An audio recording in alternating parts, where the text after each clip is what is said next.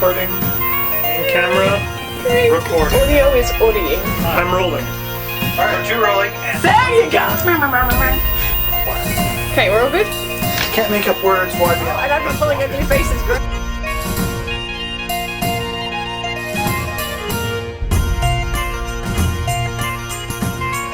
Hi everybody, and welcome to Knights of the Round Table, episode 13. Today we are discussing the 1986 film, Short Circuit. And I'm just going to jump straight into general impressions of the film, and I think I will start with Bill. Thanks again. You're welcome. Anytime. Well, unfortunately, I think I'm probably the minority in this group. I actually enjoyed the movie, but then again, I also saw it in the theater. Speaking old. It is old. Yes. Ancient. Oh my god, you're the crypt keeper. Yes! Seen that too. That was well played. Thank you. Anyways, I enjoyed the movie actually. However, I have to admit it is extremely 80s. And probably fairly dated. But then again, so am I. Before Sonia says it. Not a word. So I enjoyed the movie, although you know it hasn't held its age as well as some other earlier movies. Agreed. I'm not going to say that I hated it. There were things that I remembered from watching it when I was younger that I definitely enjoyed, that it would have kept the appeal if it wasn't for this one gaping thing that just distracted me so much from the story on this run of watching it, that by the end of it I'm like, why did I used to like this movie, and why do I have to sit through doing this review? And We appreciate it. I'm kind of sort of in the same boat. Short Circuit has a huge nostalgia factor for me. This was one of my favorite movies as a kid. And to be honest, I think young kids today would probably still love this movie. Yeah. But watching it as an adult doesn't idea. hold up. The acting is terrible. Yes. Extremely. Yeah. But with that said, I still enjoyed it enough. Like, it wasn't the worst movie I've ever seen. Birdemic. But, you know, it wasn't the best either. Yeah. Okay, Sue. Yeah. What is this thing that What? you really... You want me to start with that? Yeah. Okay. Yeah. Stephanie pissed me Oh! off. Yes. Oh, God. The whole goddamn time. This, like, the story of Short Circuit, the idea of robot malfunctioning, getting out there, learning about society and all of these different things. Becoming a person. Yes. Love the idea of the story, how they scripted it, how the acting came about, and I really wanted to kill her boyfriend on top of it. Just between those two characters alone, it was enough for me to sit there and go, why? Why? Just everything, why? Yeah, Stephanie was An idiot! incredibly bad. I thought you were going to talk about the fake Indian. Oh, yes, there's that. Okay, the fake Indian pissed me off too. Because the fake Indian made me laugh. Oh, it made me laugh too! He was the best actor in this movie. Yes, that's the He sad really part. was, and his lines were funny, and the only thing wrong with it was that it played off the ridiculous stereotype of Indian foreigner in America. It did. Especially at that time frame. Yes. Well, it's not so... It's almost forgivable in that time frame. I think we should know better by now. Yeah. Well, yeah. Like, I could have gotten past some of the sexist ideas and the somewhat passive racist ideas, but again, my biggest issue, I mean, apart from a couple of lines, definitely stemmed from Stephanie and just how stupid you are in every possible way imaginable, that I'm sitting there going, can you die, please? That would make my life You know what so the much worst better. part about it is? I'm sitting there watching the movie last night, and I'm sitting there looking at Steve Guttenberg and seeing Police Academy, because it's the same role. Yeah. Yeah. Ali Sheedy, same role as a lot of her other movies. Blaney, D.W. Blaney, the guy who played Schroeder. It's the same role. Yes, he's Yes, always in that role. Yeah. Yes. Yeah. It's like, holy, do you guys, stereotype much? Yeah. Yeah. Yeah. Typecasting. Yep. Lots And of so forth. typecasting. But it's interesting about the actor who played the Indian. He actually is an Fisher Indian. Stevens. Fisher. Yeah. He's not Indian, but in India, when this movie was released, they confused him with actually an Indian actor, Yes, Oh, really? they thinking did. it was And him in that movie. And he didn't verify that until Much later. later. It was one of those random trivia bits of the billions that there were. I didn't even write any of them down because by the end of the movie, I'm like, maybe the trivia bits will give me something, and I'm reading through, and I'm like, they're not that fantastic, and I couldn't be bothered to write any of them down. So there you go. Yeah, no, I agree. The premise of this movie was amazing. Its execution was not.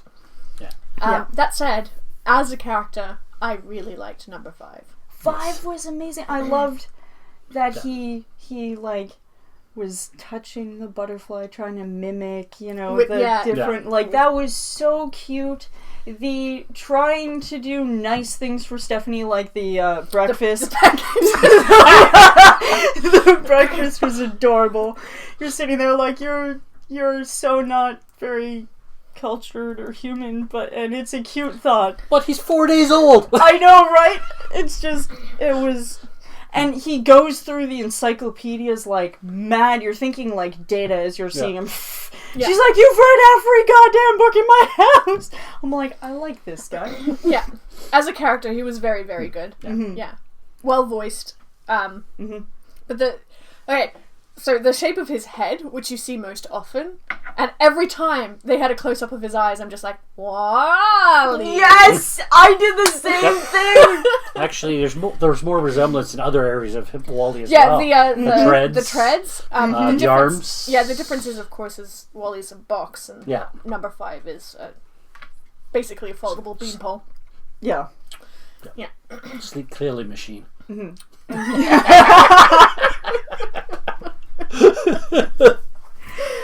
Sorry. Well, that was his design. He was There was something that I really, really liked, mostly because it made me laugh, and it was when number 5 goes, "No, switches are my switches," and I just started giggling. And I'm like, PSA: consent is important, children.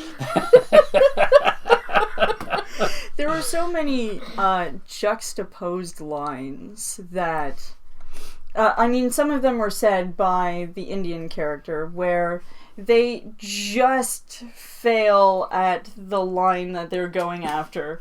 But it's got, it takes you a second sometimes to realize what it is they're actually saying, and then what he actually says is kind of like, what? Oh, I just got that. Okay. All right, we're on the same page now. It was clever for his character. And for some of the other characters, it's like, oh, you are a train wreck. Everything, you're a train. The entire military people, I'm sorry, you're just stop now. This continues the long tradition of movies with completely incompetent militaries. Yes! And it drove me up the wall. I'd like to point out, though, there were security force. They weren't a military. They were paramilitary. They were very clearly paramilitary. Yes, and they came in with how many freaking guns? It was like SWAT was looking at that one robot. They're driving around in armored vehicles. You can't tell us that's just plain security. And also, what's his face? Schroeder was at the demonstration in uniform. So yeah, paramilitary at the very least, probably actual military, and just so bumbling and dumb. And I'm so tired of people depicting the military as bumbling and dumb. I liked, and when I say liked, I mean liked, the limitations of the technology in this video, considering that they have an $11 million super intelligent robot squadron, right? These squadrons that can identify and blow up targets and serve you a what was it? A cocktail afterwards. Yeah. What was the name? What was the cocktail? Gin and tonic. Yeah, it was gin and tonic with a squeeze of lime. Yeah. Oh yeah. Yeah. Oh. Right. That face. Right, and then that face. But they were so limited that they can't pick up the giant tracking beacon on number 5 unless he's within a 20-foot range. 20-foot range. Yes. What the? What? Yes. What? And I know that it's from the 80s, so technology was limited then, but I mean, science fiction, guys. Before the 80s, people were going into space in movies and TV series. Show a little imagination. Yeah. I mean, I feel like that was just how to keep the plot going. Like, I felt like the way that the writing was done was kind of, again, tied to my irritation with Stephanie. She gets all upset when they show up to take number 5. Like, what are you guys doing? You can't do that, blah, blah, blah. Well, they can. It's their creation. It's worth a shit ton of money. And you're the one who called them! Yeah.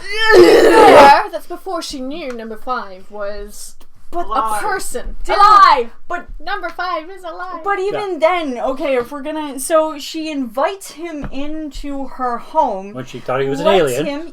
Lets him read all of the stuff. And he's like flipping over the food and knocking off the china because he's hit the table. And she's expecting him to be civilized. And she's expecting him to understand English. I'm sorry, I just... Yeah, she wasn't an especially brainy character. No, and then when the military does show up to take number 5 away, and number 5 is booking it down the field, which had its brilliance, but it also had its stupidity. She stands up when they're firing! Please kill me. Yes, but only to be repeatedly thrown to the ground by the Indian guy. Who literally said, thank you, I enjoyed repeatedly throwing you to the ground. There were some really funny moments. To give this movie credit, it was, as far as comedies go, actually quite funny. Yes. In its 80s sensibility kind of way. Grasshopper disassemble. Oh, yeah! Poor grasshopper. Reassemble! No, you can't, he's dead. Reassemble! Johnny 5, he's called Johnny by the end of the movie. Number 5, recognizing what death is, was actually pretty well done. It was. For this movie. He's like, but I don't understand, you can't reassemble? You can't oh my god, they're going to disassemble me! Ah! That was well done. Yeah. So again, best character was the robot. Yes. Best actor was the robot. Yes. But I don't think he got any recognition in the Emmys. That would have been hilarious, wouldn't it? Number 5 come up the stairs. I would like to thank the Academy. That needs to happen. That is I think we're now getting a little cheesier than the movie. Worth it. And again, as for the scripting, sometimes I just sat there and facepalmed a lot. And one so of the, many face palms. Yeah, and like, he's not that kind of robot. And then he goes nice, or the Indian guy I think goes nice software, isn't it? No, it was number 5. It was number 5. Yeah, when it was and then it was in the bath. And then she's like, and you don't talk like a machine. Who are your boyfriends? How do they talk to you normally? And how would you assume machines would talk to you? Like, Unfortunately, her boyfriends, I don't think were... Her boyfriend didn't really talk well nice to her anyway, I was glad that she attacked him at the end. Yes. Finally. But I am so sick of the trope of ex-boyfriends being bad just for the sake of being bad. Yes. There's zero depth to that. I know he's just like a sort of side piece to get some of the plot rolling, but you can afford slightly more depth. Like, I don't know, he's trying to sell a dog, so make him a junkie. Like, instead of just a prig. Yes. Right? Yeah. Yes. Do something else, because evil for evil's sake is so dull. It's so boring. Mm-hmm. And yeah, he was boring. Schroeder was boring. Mm-hmm. Schroeder. What was his name? Schroeder. Schroeder. Schroeder. I mean, I kind I of think they liked... slipped to call him Scrotum at one point. Because that was going through my head every time they said his name. Exactly. Well, every time. Schroeder. So true. I did kind of like the breakdown that the main old guy, like, that's a $11 million robot that just got out. Find him. Like, his acting, his panic attack over all of everything Yeah, was accurate. legitimate. Like, I felt like Well, he had to be the next best actor in the entire thing, because that was a very legitimate concern. You're talking about back then when that amount of money was considered a lot, and it just got out, and it's malfunctioning, and we don't know. And it's capable of blowing up tanks, so, oh my god! Exactly, Right. and so I kind of felt for him, until he... Even though he was set up to be the bad guy, his response was incredibly rational. Exactly. Yeah. I agree. Yeah. There's so much with this movie. Yes. There was, you really hate the Schroeder character, but there was a little bit of depth in him than just a pure military mind. There was. Because there was that doubt or untrusting of the technology. Yeah, Mm-hmm. and I thought I it was really interesting. liked when he said, "Do you have any kids?" And Yes. the creator was like, Yeah. "No." He's going, "Well, I've got 3 of them, and I would like them to live till their 20s, like, or whatever it was. Exactly. He'd like to see them grow So- up." So he's going after the tech that can blow up tanks. Yeah. Makes perfect sense. Exactly. Yeah, and still, he was the boorish, goofish bad guy. It didn't work. Mm-hmm. Yeah. Yeah. Oh, and I have one more complaint. A complete what the is when number 5, after being turned off, wakes up, but is paralyzed from like the neck down. Yeah, so then he has to use the wrench to drop it on the Power button. yeah, With his to turn back on. And What? you're sitting there going, wait, Yeah, that was it exactly. I'm like, no. I know he's like a person and stuff, but he's also a robot. And when you turn something off, it stays off. This is not like human paralysis. They didn't karate chop his neck and now he can't move unless he presses a button. Like, for God's sake, it made no sense. His escape at the end, however, did make beautiful. sense. Yeah. Until the whole map thing, I'm like, you're gonna trust him to tell you where you are because you're clearly an airheaded female who can't follow directions on a map. Yeah, despite the fact that she drives around a lot. Obviously, she owns the freaking map. Exactly. I just wanted to touch on something. Like Sue sort of talked about when number 5 sort of realizes the thing of death in life and so forth. There was another touching moment in the whole movie of when I think Stephanie and number 5 had taken off again, and she wanted to kill everybody. Kill them all. Yeah, all the men. Yeah, call something along those lines. Anyways, so it was interesting, that where number 5 just says "poor Stephanie," and then after a while he goes and kidnaps main character or the other character Newton again, and forces them to talk. I did actually appreciate how he did the whole dancing scene. That was really cute for me. Yes, that was very cute. I think that probably is the scene that I remember most from watching it before, because I'm watching the rest of the movie, I'm like, I really don't remember any of this. and also keep in mind that before I watched this, I was in the flurry of writing for Camp Nano, so I'm like in this thinking about characters and plot headspace that by the time I'm watching this movie, I was picking it to death with everything going. To be fair, it's very easy to tear to shreds. Yes. There were a couple of really touching moments. There's some very funny moments. Mm-hmm. But I just the acting was so awful, and there are 80s movies where the acting is actually really good. Mm-hmm. So This wasn't one of them. this was not one of them. And one of the things that struck me right off the bat was, holy mackerel, this techno music is 80s. I found that So 80s. Like, Even- more than 80s pop. I'm like, this is 80s. yes, and I found that a couple of the songs, even if you can call them songs, even distracted me entirely from what was actually going on. I'm sitting there going, is this supposed to be a song? What is this horrible conglomeration of stuff that I'm hearing right What now? is this noise? Yes, What exactly. sorcery is this? Yeah. Well, I sometimes find that some of the background music, and stuff like that, especially in modern movies, very distracting. Yeah, it depends on the movie. Sometimes. Sometimes it can blend very well and really enhance a scene, and other times, nope. Not so much. Yeah. Yeah. Alright, so I'm going to go to last thoughts before star count. Did you want to start, Sue? It was okay. It was, again, the general idea of what they were trying to do with this film was good. It was interesting. It was just poorly executed. Whether we blame the scriptwriters for it, whether we blame the actors for it, whether it's both in kind, because there were too many things that just bugged the crap out of me.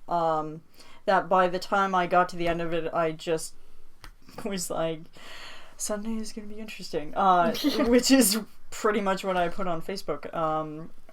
It was a cute story, but it's not great. Yeah.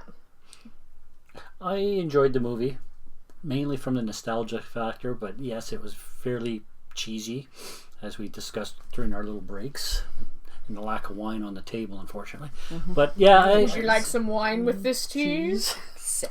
but I enjoyed it. I did see actually in one spot that they had considered actually a remake of the movie, which might be interesting. But that would be tough to do. Yeah. But at any rate, I enjoyed it, and but it's definitely not the best movie out there. But it is a cute movie. It's nice and lighthearted for the most part, and you take it for what it is. Yeah, I agree. It's a very cute movie for children 8 years old and under. Great film. There's not if you're older. I'm sorry, I meant I'm 8 years old and under. Yeah, there's a lot of that could have been done better. There are some plot points that were just like, oh, what the, like number 5 waking up after being turned off, and the other one was the fact that Stephanie and Newton were just let go after number 5 was exploded, and it was just so many moments in the film, but for little kids I think this would be a great film. And I know when I was little I absolutely loved it. So star ratings, Bill? I'm gonna go with 3. Ooh, 3. Wow, that's quite high. This is probably my lowest of everything I've reviewed on this show, and that is 2.5. Oh, still pretty high. That's being nice, and that's only because, again, like, number 5 was really cute, and the story and the butterfly was really awesome, but everything else... 2 for me. Wow. There were some very cute elements, but this movie was too poorly executed for me to recommend it to anybody who is in any way even a little bit sophisticated in their thinking. So yeah.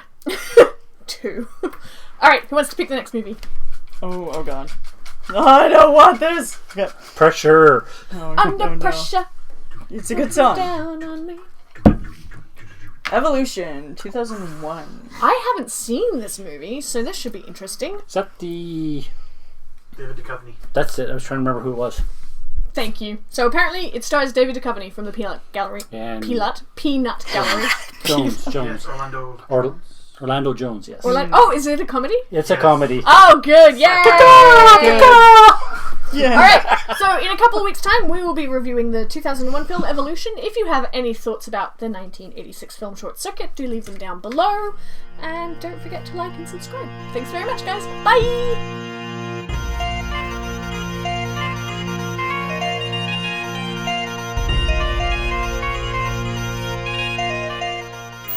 Conclusion? Watch Wall-E. Yes!